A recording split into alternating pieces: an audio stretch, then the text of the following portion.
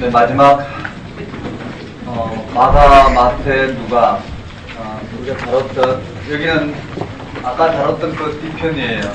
마태, 마가, 누가예요. 여기 왜 이렇게 따로 다뤘냐면요. 여기가 예루살렘 입성이에요. 그 다음 여기는 논쟁, 종말씀이죠. 여기가 순환사화예요. 순환. 여기는 부활, 성천한 내용. 모든 복음서의 결론은 이쪽으로 가요. 순환사화, 순환과 부활로 가요. 구조 자체가 그렇게 되어 있고요. 앞에서 이전까지 기사와 하나님 나라의 모든 가르침은 이 예수 그리스도의 십자가 죽음과 부활 사건을 담보로 이루어지는 과정이기 때문에요. 한번 따라해볼까? 입성, 논쟁, 종말, 순환, 부활. 자, 특징을 한번 봅시다. 맨 마지막부터 올라가요. 마지막에 마태복음 몇 장으로 끝나는 28장이죠. 28장이 앞에 27, 26은 두 장은 반드시 순환사와 예수님 십자가 죽음을 그리고 있어요. 마찬가지 16장에는 14, 15가 마찬가지고요. 24인데 22, 23이 마찬가지예요. 그러고 난 다음 마가, 누가는 다 한 장씩이에요. 종말, 논쟁, 입성, 논쟁, 종말인데 여기에 똑같이 논쟁인데 마태복음에는 23장에 여기에 화선포가 들어가요. 화선포. 이 예수님께서 이와 같이 논쟁한 바리새인과 서기관을 향하여 화를 선포하는 장면이 들어가고요. 그 다음에 25장에는 뭐가 들어가냐면요. 종말 설교에 이어서 25장에는 종말 비유가 들어가요. 종말에 대한 비유 말씀이 들어가요. 여기 뭐냐면은 열달량, 열처녀 비유, 달란트, 그 다음에 양과 염소 비유예요. 여러분 여기에 보시면 달란트 비유가 이 종말에 열처녀와 양과 염소에 있다라는 걸 안다면 달란트 비유를 우리가 지금처럼 사용할 수는 없을 거예요. 마치 개인에게 준 어떤 은사 정도로 생각할 수 없는 종말에 대한 설교예요. 열달량, 24장의 종말에 대한 이렇게 돼 있어요. 자, 여기서부터 올라가는데 11장, 12, 13, 14, 15, 16 이렇게 올라가죠. 잘 아는 내용이지만 항목을 우리 교재에 잘 정리가 되어 있기 때문에 듣고 혼자 이렇게 조금만 공부 여기면서 보면 쉽게 따라잡으리라 생각해요. 근데 거기에 우리 마가복음에 흐름이 그렇게 돼 있어요. 한번 따라 예루살렘 입성. 이걸 이니셜로 다 외웠지만 그럴 필요는 없어요. 원래 앞에 임무, 성무 이렇게 언급된 장면들이 나오는데요. 그렇게 외우도록 준 게 아니고 내용을 설명하면서 내용을 다 알고 난 다음에 그냥 빠르게 설명하기 위해서 이제 그렇게 했던 건데 잘못 오해가 됐던 것 같아요. 한번 따라해볼까? 예루살렘 입성.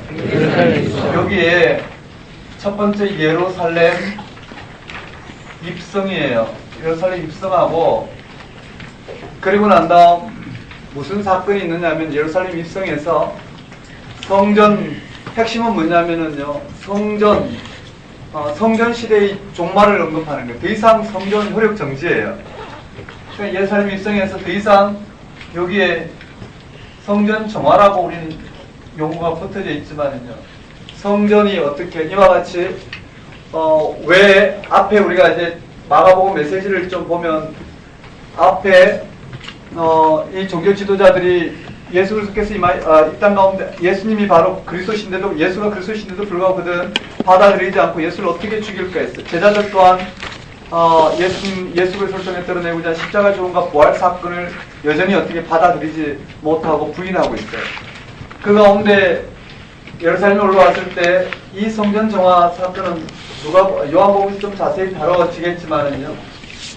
여전히 성전은 하나님 나라의 열매를 맺지 못해요.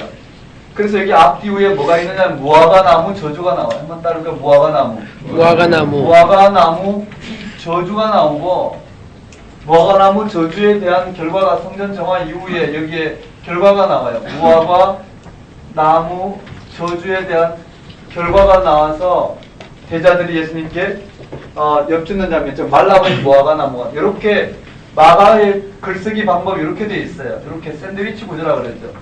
요 구조로 되어 있어요. 그래서 뭘 강조하냐면은 모아나무 저주와 갈라디아서 성전, 열매 맺지 못한 성전과 유대교의 종교를 언급하고 있는데 이해되시나요? 그래서 예수님을 통해 하나님 나라가 임하였다는 것을 지금 드러내는 장면입니다. 그러자 여기에 뭐라고 이야기하냐면은요, 여기에 예수님의 권위를 물어요. 네가 무슨 권위로 이와 같은 일을 하느냐라는 거. 한번 따르고 예수의 권위. 예수의 권위. 읽으면서 봐야 되지만 한 번만 볼 거예요. 여기에 여기 예수의 권위를 물어요. 보셔요. 열매 맺지 못하는 좀 더 설명하고 들어가면 좋겠지만 그냥 가겠어요. 한번 따라서 예수의 권위. 예수의 권위. 여기에 유대교 지도자들이 예수님에게 무슨 권위로 이와 같은 일을 행하느냐 그래요. 그러자 예수님께서 그 지도자들에게 물어요. 세례 요한의 세례가 하늘로부터냐 땅으로부터냐. 그러자 이들은요, 세례 요한의 세례가 하늘로부터 왔는지 땅으로 왔는지 말을 해야 돼요. 그게 진리냐 아니냐를 가지고 이야기해야 되는데 그들은 뭘 갖고 이야기했느냐면 자신들의 이 종교적 기독권에 유리하냐 유리하지 않냐를 안 갖고 이야기했다고. 그 이미 싹뿐이잖아요. 열매 맺지 못하는 부분이에요. 이 부분을 이렇게 설명해야 되겠죠. 아까 이제 누가복음에서 봤듯이요. 여기에 디베리오 가이사가 통치하는 헬라 문화 로마라면 이 소아시아 지역에 여기 빌라도를 파견했어요. 빌라도는 이 소아시아 지역에 특히 팔레스타인의 헤롯을 세금 징수 용역 회사 사장 정도의 위치에 헤롯을 세웠어요. 세금을 거둬들이는, 그렇지만 헤롯이 정치적으로 상당히 수완이 뛰어나서 유대의 왕으로 자칭했죠. 헤롯이 여기에 자치를 허락하면서 여기에 이 성전에서 사독계열의 대제사장이 아닌 돈을 주고 그 주의를 산 가야바와 안나스가 여기 등장해요. 대제사장이 둘이라는 것도 사위와 장인이 제사장이 둘이라는 것도 이건 모순이에요. 실세가 있다라는 거죠. 한번 따라볼까요? 가야바, 안나스. 이들이 이 당시의 지도자예요. 그리고 여기에 누가 있느냐면은 바리새인들이 있죠. 바리새인들이 있고 여기에 신학자인 서기관들이 있어요. 사두개인도 있겠고요. 이와 같은 그룹들이 있었어요. 이 속에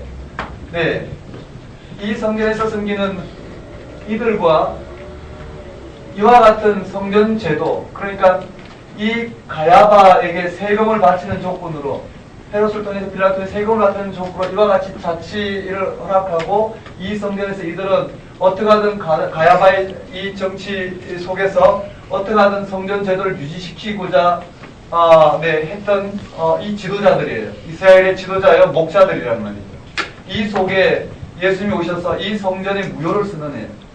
성전 정화, 성전의 무효를 선언한단 말이에요. 열매 맺지 못하는 이 성전의 무효를 선언했을 때 이들이 예수님에게 뭐라고 했냐면, 너가 무슨 권세로 이와 같은 일을 이와 같이 이 성전, 그러니까 이 성전 정화 사건 잘 아시죠? 예. 이 성전이라고 한다면, 그냥 상징적으로 이 바깥들에 했을 때, 이 바깥들에, 수많은, 양들과 양우리, 소우리, 이런 것을 통해서 정결한 짐승을, 하나님께 드린다는, 이러한 부분으로 환전소도 있겠죠. 여기에 온통 장사하는, 그러니까 유대교의 기독권, 여기 서기관과 바리새인들은 어떻게 하면 율법을 좀 더 철저하게 지키기 위해서 이렇게 실정법을 만드는가, 그걸 어긴 그들은 이 가야바와 안나스가 통치하는 성전에 와서 재물을 드리고 말미암아 점점 종교 지도자들은 배불러지고 이 민중들은 수고하고 무거운 짐진자들로서 억눌리는 이 가운데, 그런 성전 제도가 오히려 백성들을 수탈하고 하나님을 예배하는 이 성전이 오히려 이 기독권을 유지하게 한 장사하는 도구로 바꿔버린 이 성전을 예수님은 어떻게 해요? 생명이 없는 성전을 비판하셨어요. 여기에 하나님 나라가 임하지 않는다라는 거예요. 이 성전을 허물라 내가 3일 만에 다시 짓겠다. 그것은 이미 성전의 시대가 끝났고 예수님을 통해서 이 땅 가운데 하나님 나라가 임하였다는 걸 선언하고 있어요. 이런 가운데 세례 요한은 이 성전에서 성전에서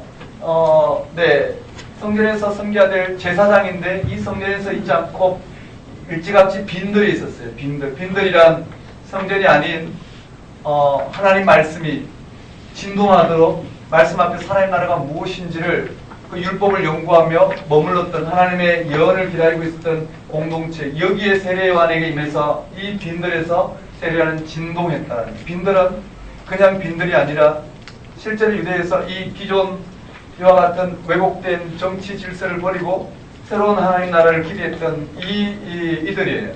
이들에게 민족의 부흥을 꿈꿨던 이들에게 하나님 말씀이면서 세례 요한이 들고 요단강으로 나와서 하나님 나라는 여기 있지 아니하고 하나님 앞에 회개하라고 외치는 이런 장면들로 이어진다고 봐야 되겠죠.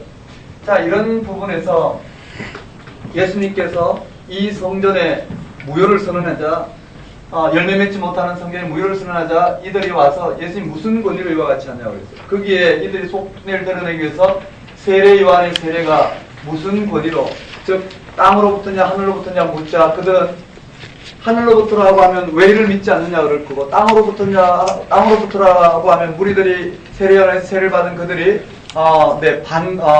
그 폭동을 일으킬 것 같고, 그러니 그들이 할 수 있는 정치적인 부분은 하나님 뜻이 무엇이냐를 아는 게 아니라 모르겠다고 했어요.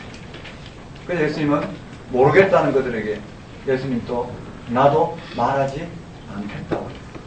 그럼 이 말 이해되시죠? 오늘 우리도 똑같잖아요. 하나님 나라가 무엇인지 정말 거기에 생명을 걸고 있는 오늘 우리들에게는 하나님 밝히 보게 하실 거고, 정말 하나님 나라가 밝히 드러나도 내가 원하는 세상과 맞지 않고 도무지 모르겠다고 이야기하고 도대체 하나님 나라가 뭔지 모르겠다고 이야기해. 하나님 말씀이 바르게 선포되는데도 내가 꿈꿨던 이 하나님 나라가 맞지 않으면 뭐라고요? 모르겠다고 그래요. 어렵다고 이야기해요. 그런 걸로 한순간에 어떻게 해요? 하나님 나라를 바닥에 떨어뜨려 그래요. 우리 대부분 그렇잖아요.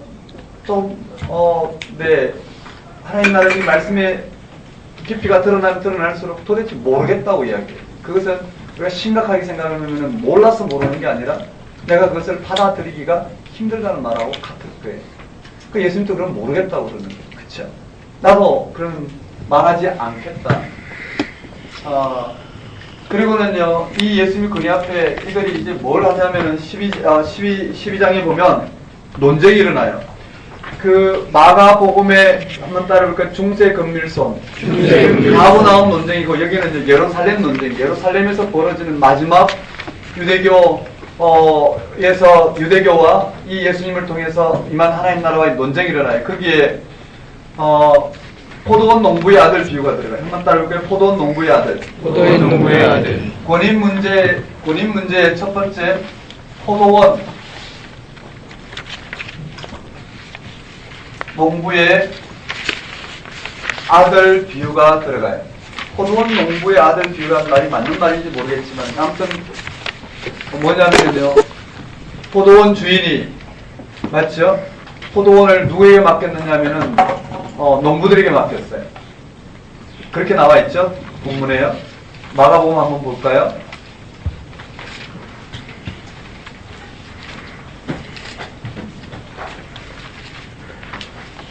마가복음 12장에 예수께서 비유로 그들에게 말씀하시되, 한 사람이 포도원을 만들어 산 울타리로 두르고 접지 않은 틀을 만들고 망대를 지어서 농부들에게 세로 주고 농부들에게 소작으로 주고 타국으로 갔더니, 맞죠? 부재지주예요. 때가 이름에 농부들에게 포도원 소출 얼마를 받으려고 한 종을 보내니 그들이 종을 잡아 심히 때리고 그저 보내었거늘, 다시 다른 종을 보내니 그들이 머리에 상처를 내고 능욕하였거늘, 또 다른 종을 보내니 그들이 또 그를 죽이고 또 그 외에 많은 종들도 들은 때리고 들은 죽인지라. 세례 요한까지 죽였어요. 이제 한 사람이 나타났으니 곧 그가 사랑하는 아들이라. 예수님이죠. 최후로 이를 보내며 이르되 내 아들은 존대하리라 하였더니 그 농부들이 서로 말하되 이는 상속자니 자 죽이자, 그러면 유산이 우리의 것이 되리라. 실제로 그렇게 했죠. 하나님 나라가 임하였는데 그들이 예수 그리스도를 받아들이지 않고 그들의 기득권을 지키고자 예수님을 어떻게 죽일까, 실제로 마가복음에서 중세 금밀손, 손 마른 자 고치는 사건에서 잘 드러났어요. 이에 잡아 죽여 포도원 밖에 내던졌느니라. 예수님이 처할 운명이죠. 포도원 주인이 어떻게 하겠느냐? 와서 그 농부들을 진멸하고 포도원을 다른 사람에게 주리라. 너희가 성경의 건축자들이 버린 돌이 모퉁이의 머릿돌이 되었나니 이는 이것은 주로 말미암아 된 것이요 우리 눈에 놀랍도다 함을 읽어보지 못하였느냐 하시니라. 그들이 예수의 이 비유를 자기들 가리켜 말씀하신 줄을 알고 잡고자 하되 무리를 두려워 예수를 두고 가니라. 이렇게 언급되어 있어. 한번 따라해볼까요? 포도원 농부의 아들 비유. 포도원 농부의 아들 비유. 포도원 농부의 아들 비유는 좀 틀린 말이죠. 포도원 주인의 아들이죠. 한번 따라해볼까요? 포도원 주인의 아들. 포도원 주인의 아들. 포도원 주인과 농부의 비유하면 되겠습니다. 어쨌든 포도원 주인의 아들 비유가 언급되어 있어요.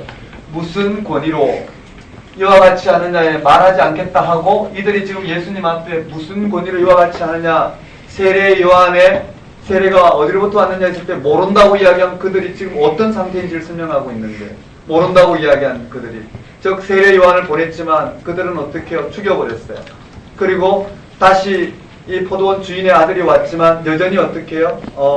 이를 죽이고 그 상속권을 빼앗고자 하는 이와 같은 자리에 그들이 있다는 걸 드러내고 있어요. 예수님이 이 성전 정화, 즉 이들의 열려지 못한 이들의 무효를 선언하고 있는 이 예수님에게 이들은 그들의 현실에 처한 문제를 갖고 왔어요. 첫 번째 문제가 무엇이냐면요. 한번 따라해볼까요? 세금. 이것은 가이사의 것이냐? 세금 문제에 대해서는 우리가 좀 더 봐야 되겠지만, 가이사의 것은 가이사에게, 하나님의 것은 하나님에게 드리라 그랬어요. 즉 이 땅에 이와 같은 삶의 방식은 가이사가 통치하지만 생명의 문제는 누구에게 달려있다고요? 하나님께 달려있어요. 한번 따라해볼까요? 가이사의 것은 가이사에게. 생명은 하나님께 달려있어요. 예수님을 죽이더라도 어떻게 해요? 그것은 가이사의 몫이에요. 그렇지만 생명의 문제는 하나님께 달려있어요. 좀 더 크게 우리가 해석해 볼 필요가 있는데, 그 다음에 부활 문제 한번 따라볼까요? 세금. 부활. 그냥 보겠어요. 세금 문제 설명하지 않고요. 부활 문제, 사두개인들이 부활 문제를 들고 나왔고요. 그 다음에 가장 큰 계명, 한번 따라볼까요? 가장 큰 계명. 가장 큰 계명을 들고 나왔어요. 그 다음에 다윗의 자손 문제가 언급되어 있고, 한번 따라볼까요? 다윗의 자손. 꼼꼼히 읽으면서 챙기셔야 되고요. 그 다음 서기관과 서기관들에 대해서, 즉 서기관들을 삼가라고 언급하고 있어요. 한번 따라볼까요? 서기관들을 삼가라. 여기 서기관을 삼가라. 서기관 같은 서기관을 삼가라. 그 다음에 뭐가 언급되어 있냐면 한번 따라볼까요? 과부의 헌금. 이렇게 되어 있어요. 이 흐름을 좀 따라잡아야 되겠죠. 간단하게 보면요, 이 세금 문제를 들고 나와서 예수님을 율법적으로 또는 정치적으로 고발하려는 의도를 갖고 있었어요. 그 다음에 부활 문제를 갖고 왔고요. 그 다음에 여기 가장 큰 계명, 가장 큰 계명이 뭘까요? 하나님을 사랑하고 이웃을 사랑하는. 이게 아주 극적으로 들어가는데 그냥 넘어갈게요. 한번 따라해볼까요? 여기에요. 권포세, 부가다, 한번 따라해볼까요? 권포세, 부가다, 그래서 예수의 군인 문제, 포도원 주인의 아들 비유를 통해서 지금 대립되고 있는 그들이 지금 무슨 행위를 하는지 들려주고 있고요. 그 다음에 세금 문제를 통해서 이들은 자신들이 이와 같이 가이사에게 세금을 바치면서 이 성전 제도를 유지하는 것이 오히려 하나님을 위해서 하는 일이라고 생각하지만 예수님은 그렇게 생각하지 않아요. 그것이 하나님 나라는 그렇게 소유하는 것이 아니라 본질적인 걸 지금 드러내고 있어요. 그 앞에 다시 또 부활 문제를 가져오죠. 부활이 없다고 생각하는 사람 저와서 현실로 살 거고요. 부활을 믿는 생명이 하나님께 있음을 알고 부활을 믿는 자는 그렇지 않을 거예요. 한번 따라해볼까요? 세금, 부활, 가장 큰 계명, 그 다음에 다윗의 자손, 세가를 삼가하라, 과부의 헌금. 이 과부의 헌금 사건은 아주 중요한데 일단 넘어가겠습니다. 이렇게 하고 난 다음에 이렇게 논쟁이 벌어졌어요. 논쟁이 벌어지고 난 다음에 13장은 뭘 말하고 있느냐면은 마가복음의 클라이막스인데 요번엔 그렇게 설명하지 않았어요. 이 13장에 보면은요, 13장은 종말설교라고 그랬어요. 한번 따를까요? 종말설교. 13장은 너무나 중요한 내용이에요. 지금 마가복음을 듣는 그 마가 공동체가 처해 있는 상황이 무엇이냐면 이제 곧 핍박을 당하기 직전이에요. 마가 공동체는 네, 지금 이 마가 복음 말씀을 듣는 이들에게 있어서는 이미 예루살렘 성전이 파괴가 되었고요. 예루살렘 성전이 파괴가 돼서 왜 파괴가 되었느냐면은 유대인들이 주 69년이었나요? 독립전쟁을 일으켰어요. 그 독립전쟁을 일으킬 때 기독교 공동체는 거기에 호응하지 않았어요. 그래서 그들이 패했는데 패한 원인을 어디서 찾냐면 기독교에서 찾았단 말이에요. 그것도 유대교의 한 종파였기 때문에. 그래서 그들을 이교도 이단 이거 매국노로 치부했어요. 이들의 죄 때문에 이 성전이 멸망했다라고 적어도 받아들이기 시작한 그들에게 왜 이들이 독립전쟁에 참여하지 않으면 하나님 나라는 거기 있지 않다라는 걸 분명히 하고 또 성전이 멸망하더라도 이 멸망은 이미 주님에 의해서 예언되어졌고 성전의 무효가 선언되어졌고 하나님 나라는 성전을 통해서가 아닌 전혀 다른 예수 그리스도의 십자가 죽음과 부활 사건을 통해서 임하였다라는 것을 다시 한번 상기하면서 그 공동체에게 분명한 하나님 나라의 메시지를 전해주고 있다고 보면 13장은 좀 이해할 수 있어요. 다시요. 13장이 마가복음 전체를 쓰게 된 계기다 이렇게까지도 이야기해요. 13장이 무슨 일이 벌어졌느냐 하면은 13장의 내용을 한번 볼까요?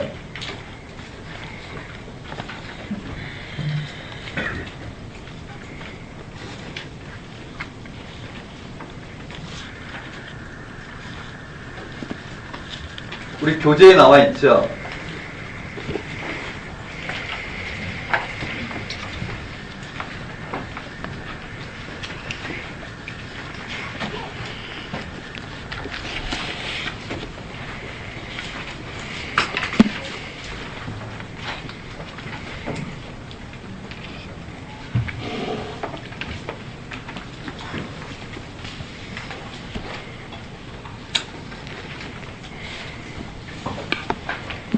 마가복음 뒤편에 보면 13장만 별도로 정리해놓은 내용이 있어요. 찾으셨나요? 네. 거기에 예수님이 성전 멸망 예언을 했어요. 한번 따를까? 성전 멸망 예언. 성전 멸망 그들이 이제 뭐를 기억하냐면요. 그런 핍박의 시기에 성전이 멸망해 버린 다음에 그 멸망의 원인을 이 기독교인들에게 찾고 있는 유대교들에게 뭘 이야기하고 있느냐면 성전 멸망은 이미 예수님에 의해서 이와 같이 선언되었고 실제로 여기 한번 따를까 성전 멸망. 성전 멸망. 이 성전 멸망이 예언되어 있고요. 이 성전 멸망 때 재림의 징조들이 있어요. 한번 따를까 재림의 징조들. 재림의 징조들. 여기에 재림의 징조들이 쭉 언급돼 있어요. 재림의 징조란 성전 멸망을 계기로 이와 같은 징조가 있을 때는 주님이 재림할 시기가 임박했다는 걸 깨달으라는 거예요. 그리고 난 다음에 재림의 징조 이후에 24절에 보면 재림이 언급되어 있어요. 한번 따를까 재림. 그게 재림의 징조가 나오고 이런 재림의 징조가 있으면 주님께서 이와 같이 재림할 것이라는 거예요. 이것이 한 통이죠. 이 재림의 징조와 재림은 한 통이에요. 그리고 난 다음 이러한 징조들이 언급된 부분에 한번 따라볼까요? 재림의 임박성. 자, 간단하게 설명해 볼게요. 성전 멸망이 예언되어졌어요. 이런 성전이 멸망하면 이와 같은 재림의 징조들이 등장할 거라는 거예요. 그 재림의 징조들이 무엇이냐면은 그게 한번 따라해봅시다. 전쟁, 아니 거짓 그리스도. 거짓 그리스도. 거짓 선지자들이 나타난다. 여기에 재림의 징조에 성전 멸망 예언이 13장 1, 2, 3, 4절까지고요.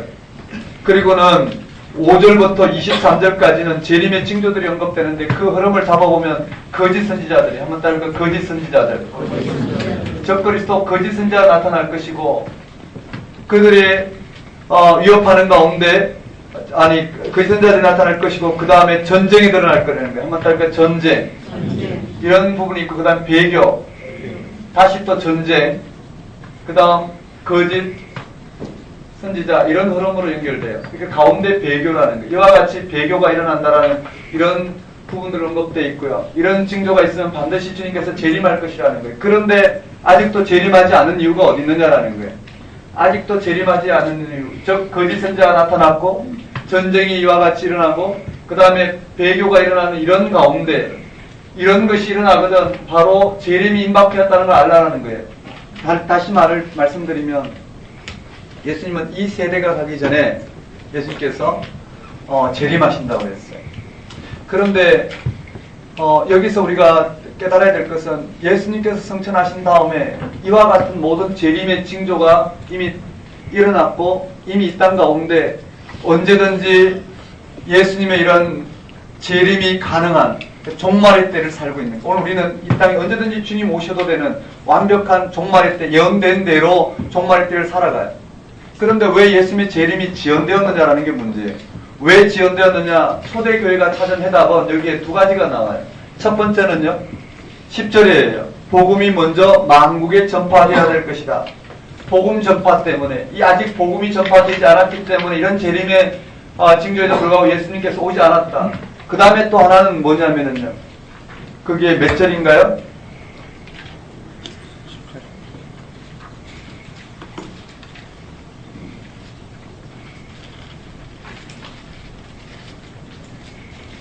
네.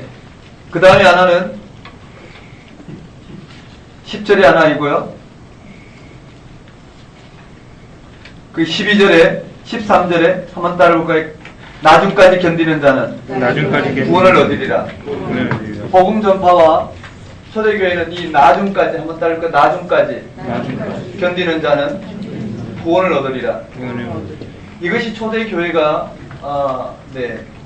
지금 갖고 있는 거예요. 아직 복음이 온 땅에 전파되지 않았다라는 이유와 그 다음에 이러한 배교 앞에서 끝까지 견딘 자는 구원에 이르게 될 것이다. 이것을 지금 언급하고 있는데요. 이게 무슨 말인가 좀 더 들어가 봐요. 한번 따라볼까요? 성전 멸망이요. 재림의 징조. 재림. 그리고는 뭐라고 하냐면은요. 여기 재림이 임박하였다는 걸 들려주고 있어요. 재림의 임박이 어디 있느냐면은 28절부터 무화과 나무 비유를 통해서 배우라. 잎사귀가 나면 여름이 가까운 줄 알고 이런 말을 하면서 뭐라고 말씀하고 있느냐면은 가장 중요한 건 33절에 한번 따라볼까요? 깨어있으라. 37절에 깨어있으라. 여기서 하고 싶은 말이 이거예요. 한번 따라볼까요? 깨어있으라. 깨어있으라. 깨어있으라라는 거예요. 자, 핍박 가운데 있는 마가복음에 예를 들어서 지금까지 봤어요. 예수가 그리스도인 걸 고백하면서 그리스도를 통해서 드러낸 하나님 나라가 뭔지 몰라서 눈을 뜨지 못하고 온전히 따르지 못하고 있는 제자들의 상황은 이 상황이에요.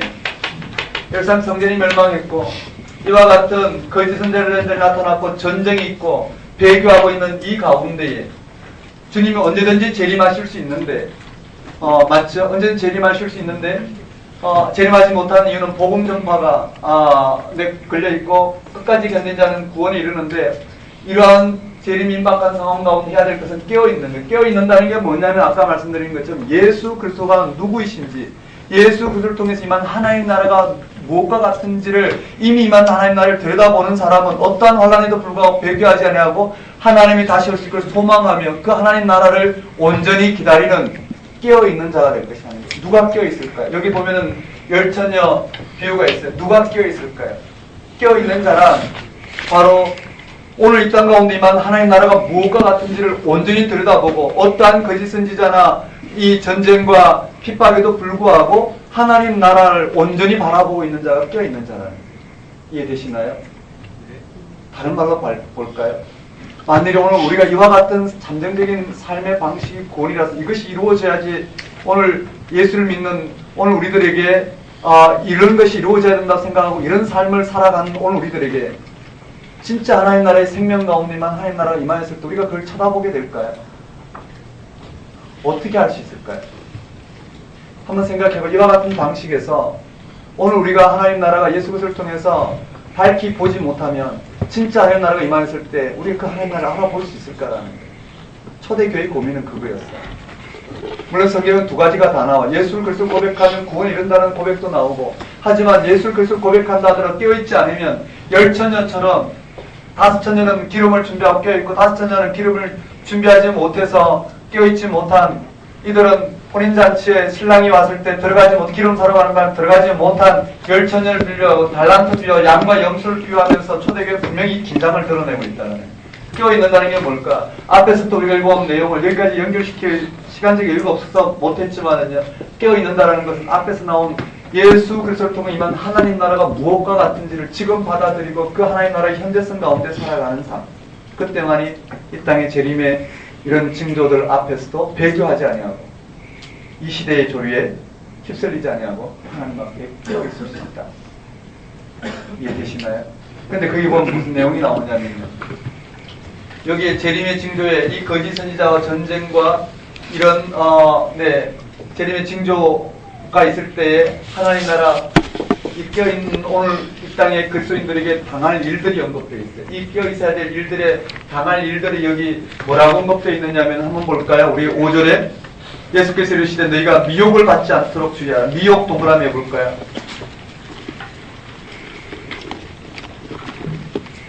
그 다음에 9절에 뭐라고 되어 있느냐면은 사람들이 너희를 공회에 넘겨주겠고, 한번 공회에 넘겨주겠다 동그라미 해봐요.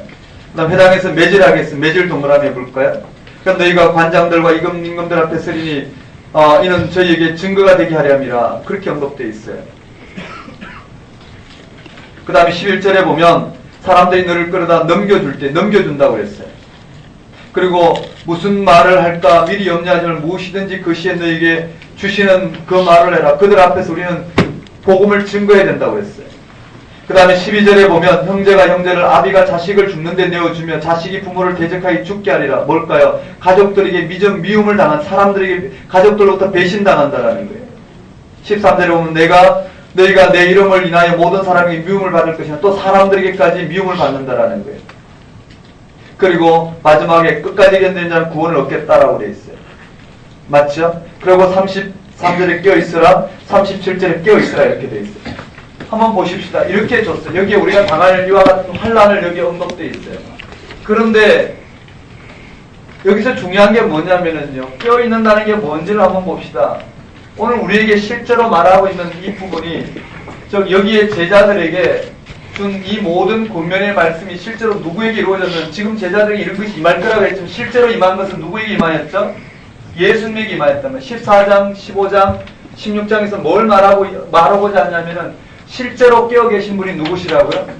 예수님이셨다고. 실제로 예수님이 깨어 계신 분은 예수님이 끝까지 견딘 자는 구원에 이를 것이다. 그가 바로 이 14장, 15장에 실제로 깨어 있는 데는 예수님이셨다는 거예요. 그러니 뭘까요?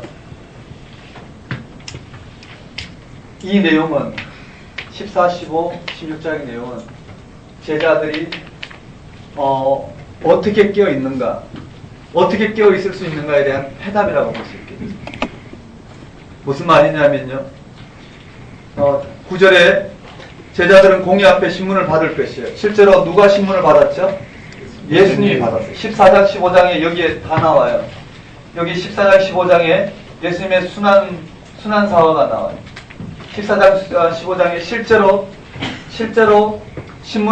공회에 신문을 받으신 분은 예수님이셔요. 그 다음에 거기에 9절에 보면 그렇게 되어 있죠. 9절에 공회에 넘겨주고 매질당하겠다고 그랬어요. 관장들과 임금들 앞에 넘겨줄 것이라고 그랬어요. 실제로 관장들 앞에 넘겨진 이는 누군가요?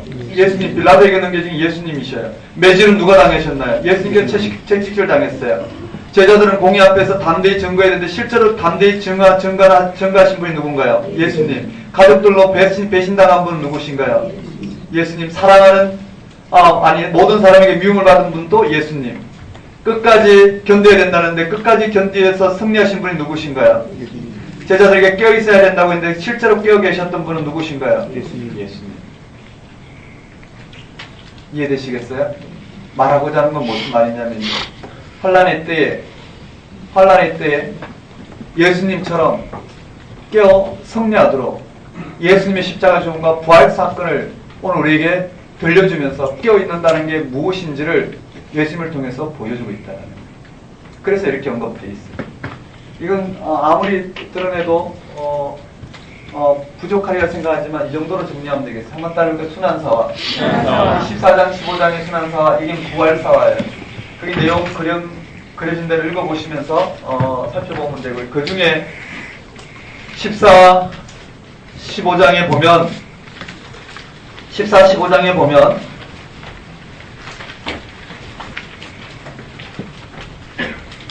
주요 그림들이 있는데요. 비교해서 네, 그래서 살펴보면 될 거고요.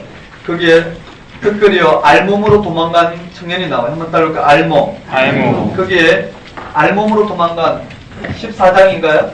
예. 여기 공의 앞에 서기 전에 알몸으로 도망간 청년이 나와요. 누군가요? 마가 요한 자신을 가리키는 것 같아요. 여기 마가 요한 알몸으로 도망간 청년. 이와 같은 내용으로 구성이 되어 있어요. 그러면 마태복음을 한번 볼까요? 마태복음에 한번 따라하겠습니다. 예루살렘 입성. 그대로예요. 예루살렘 입성이고요. 하지만 뭘까요? 무화과나무 저주와 무화과나무 저주와 말라버린 사건은 하나로 묶었어요. 먼저 성전 정화부터 나와요. 한번 따르게 성전 정화. 그러니까 우리가 봤을 때, 마가복음은 이렇게 샌드위치 구조로 메시지를 드러내는, 아까 본 것처럼, 제자들을 파송하고 보고하는 사이에 누가 드러나면 세례요한의 순교가 드러났듯이 이런 것이 마가복음이 메시지를 증거하는 방식이다 했을 때 이건 이렇게 연결됐지만 마태복음은 그냥 한번 따라볼까요? 무화과나무. 근데 무화과나무 저주하는 사건과 말라버린 사건이 동시에 나오죠. 그 다음에요, 논쟁 사건이 나와요. 논쟁인데 여기에 무화과나무 저주 사건 다음에 장국어는 이렇게 돼 있어요. 한번 따라볼까요? 예수의 권위.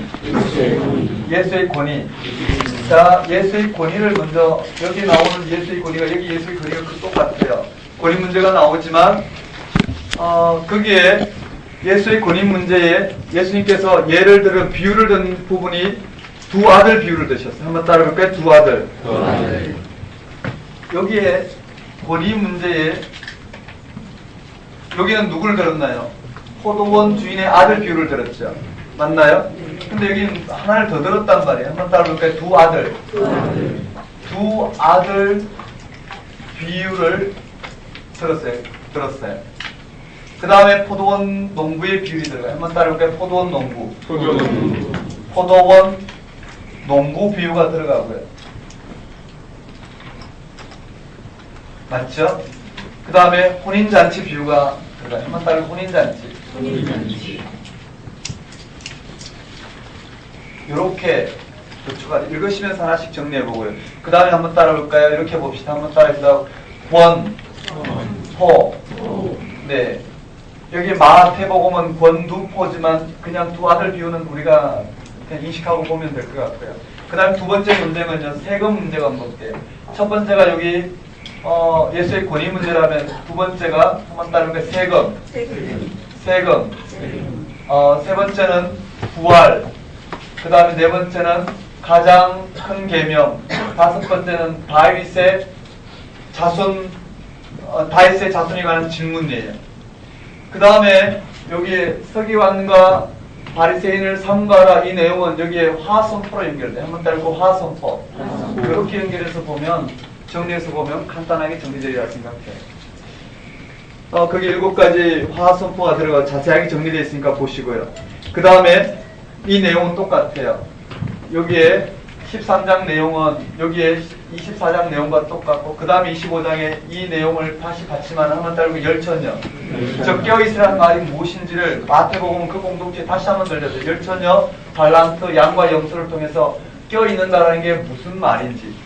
다른 말로 말하면 예수가 그리스도 되시는데 그 십자가의 죽음과 부활 생명을 통한 오늘 이 땅에 하나님 나라의 그 현재성 가운데 있는다는 게 도대체 무슨 말인지를 열천여, 달란트, 양과 염소의 비유를 통해서 자세하게 오늘 우리에게 들려주고 있어요. 그런 의미에서 달란트를 해석한다면 전혀 다른 의미가 돼요. 그 다음에 한번 따라해볼까요? 순환사화. 여기에 이만큼이 똑같이 순환사화예요. 그게 그런데 27장에 보면 유다 자살 문제가 나와요. 한번 따라해보고 유다 자살. 여기에 유다 자살이 나오고 마지막 경비병을 매수했더라. 경비병 좀 더 아주 디테일하게 언급되어 있죠. 경비병 매수해서 경비병이 무덤을 지키더라. 무덤을 지킨 사건이 언급돼요. 그 다음 28장에 경비병 매수하고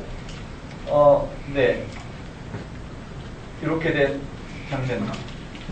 뭐 이 정도로 그 마켓 특징 정도 살펴보면 돼요. 실제로 표현해보면 간단해요. 그 다음에 누가복음 한번 볼까요?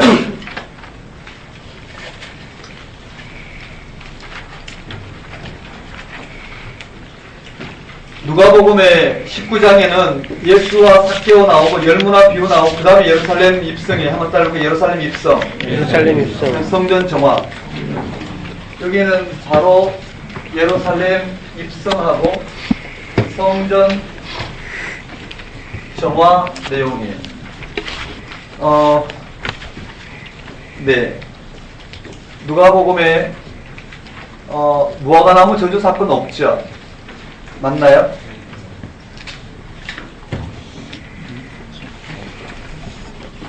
예루살렘 입성과 성전 정화만 연결되고 예루살렘 입성 아니 그 무화과나무 저주 사건은 없어요. 그러고 20절에 보면 한번 따르고 권포세 부가다 권포세 권포세 부가다 서 이렇게 되죠. 한번 따라볼까요? 권포세 여기 권위에 대한 성전 정화에 따른 예수님의 권위에 대한 논쟁 맞나요?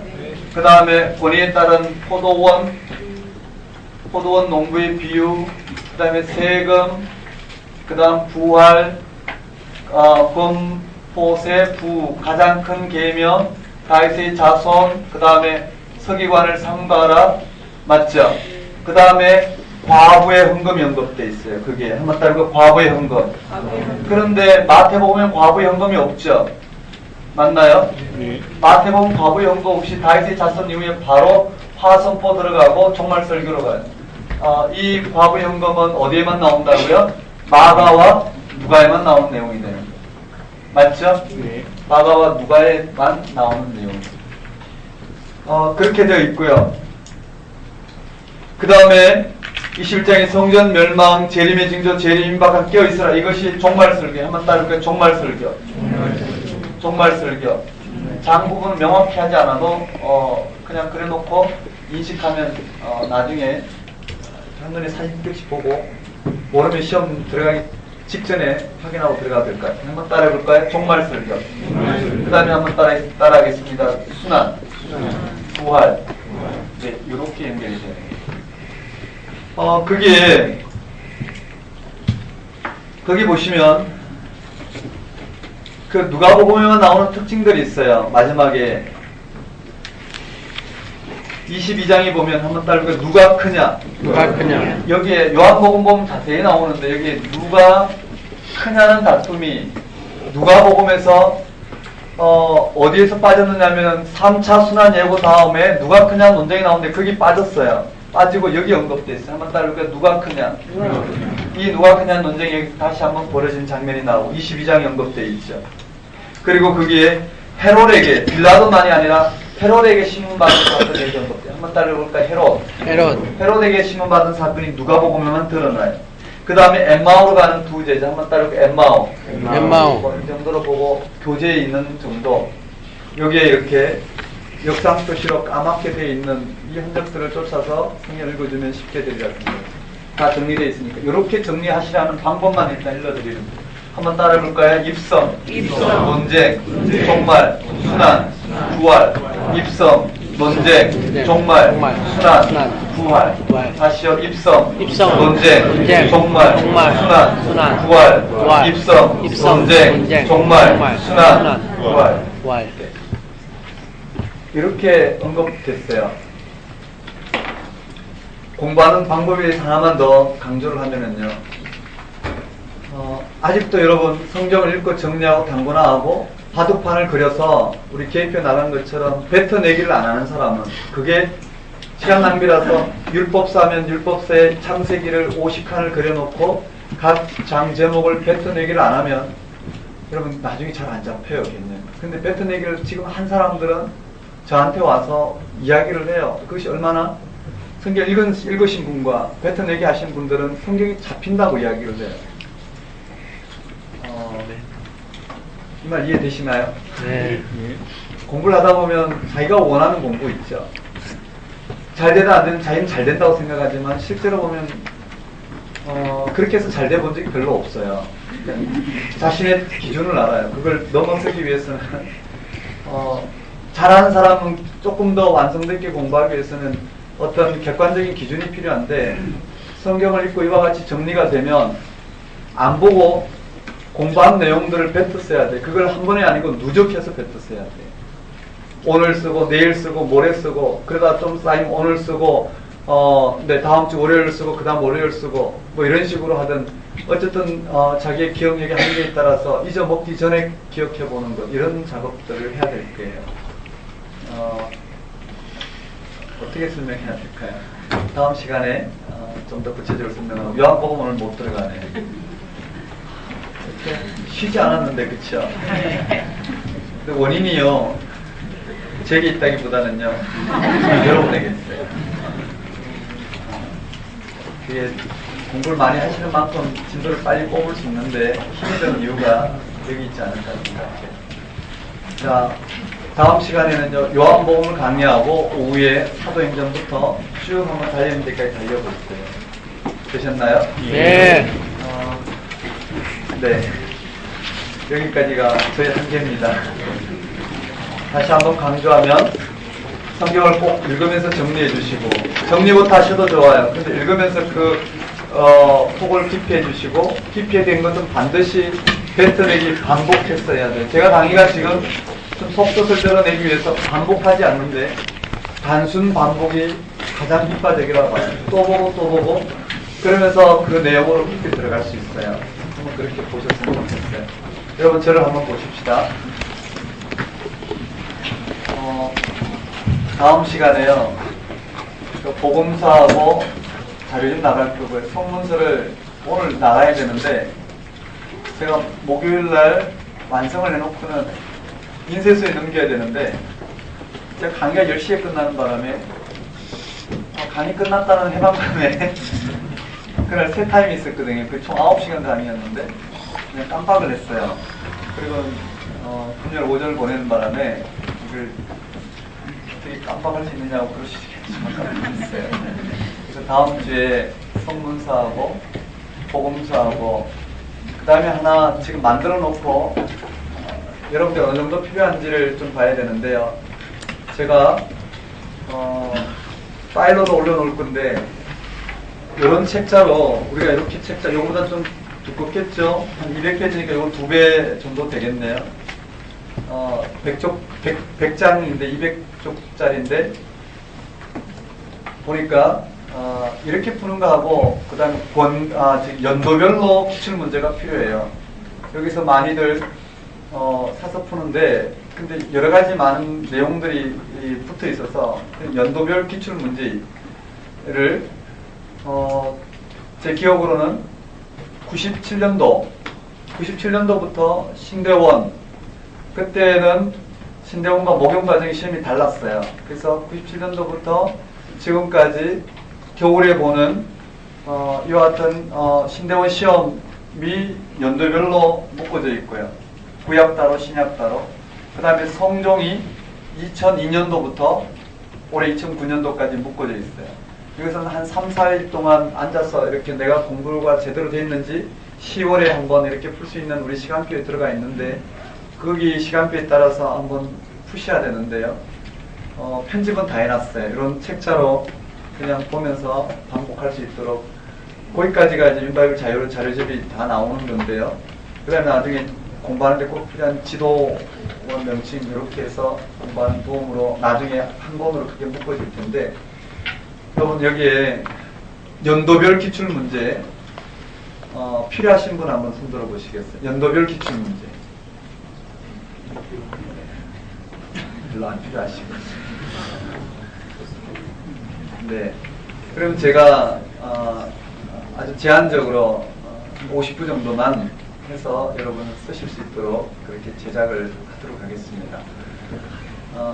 그래서 별도로 신청하신 분들의 하나씩 나눠드려야 되나요? 아무튼 50부를 일단 만들고 나머지는 복음서라든지요 아니면 우리 그 성문서라든지 남은 서신서라든지 다음 주 그 다음 주까지 다 완결해서 여러분 공부하는데 좀 편하도록 이렇게 챙겨드리겠습니다.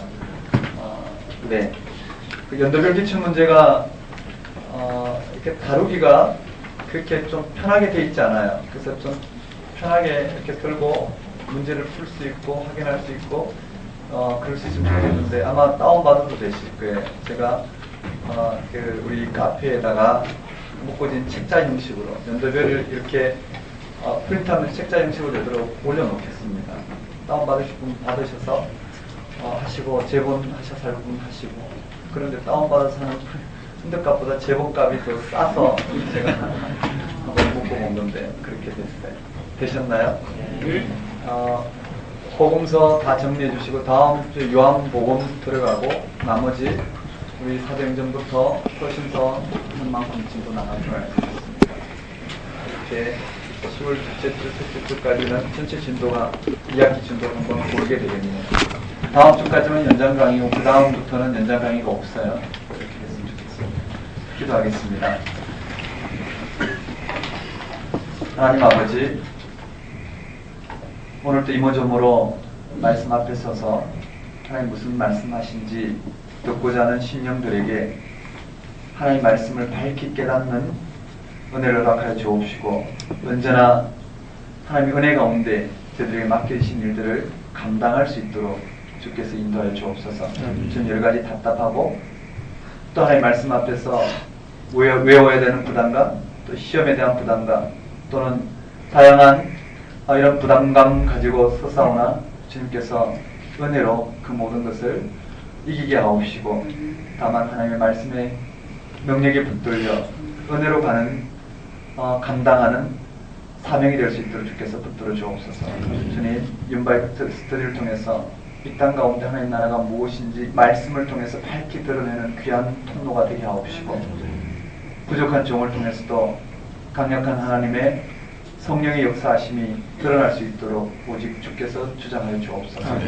하나님 아버지, 말씀의 깊이가 드러나도 성령의 역사하시며 오늘 우리 연약함 가운데 넘어져도 이 모든 부분에도 불구하고 하나님께서 만지시는 넉넉한 은혜가 우리 가운데 이 마음을 주님 고백합니다. 주님께서 언제나 저를 만져 주옵시고